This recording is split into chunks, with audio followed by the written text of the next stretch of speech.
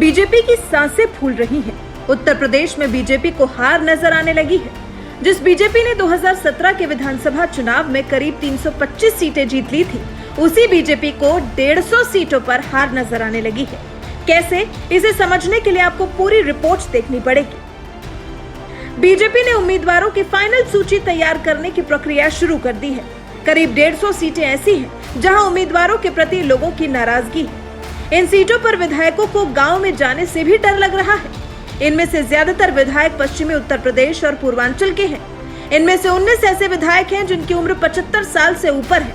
कुछ ऐसे विधायक हैं जो पार्टी की लाइन के खिलाफ खुलकर चले गए हैं। खबर है कि बीजेपी करीब 150 से 160 विधायकों के टिकट काटने की तैयारी कर रही है। अब बीजेपी इसकी भरपाई कैसे करेगी, इसका आइडिया भी बीजेपी के दिल दिमाग में जबरदस्त है। इसके सबसे बड़े उदाहरण हैं नरेंद्र भाटी, सीपी चंद, रमा निरंजन और रविशंकर सिंह पप्पू। सपा छोड़कर बीजेपी में शामिल हो गए। सपा में अखिलेश यादव ने इन्हें पहले से ही साइड कर रखा था।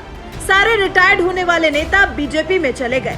बस बीजेपी अपने विधायकों का टिकट काटकर दूसरी पार्टियों से नाराज नेताओं को बुलाएगी और पार्टी में शामिल कराएगी। याद रखिए, बीजेपी का रिकॉर्ड रहा है कि वो दूसरी पार्टियों को तोड़ती जरूर है, लेकिन ऐसे लोगों को टिकट नहीं देती, टिकट देने का वादा भी नहीं करती।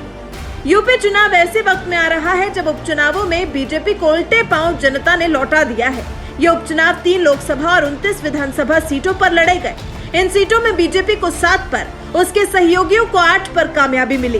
कांग्रेस को 8, टीएमसी को 4 सीटों पर कामयाबी मिली और बाकी क्षेत्रीय दलों की झोली में गई।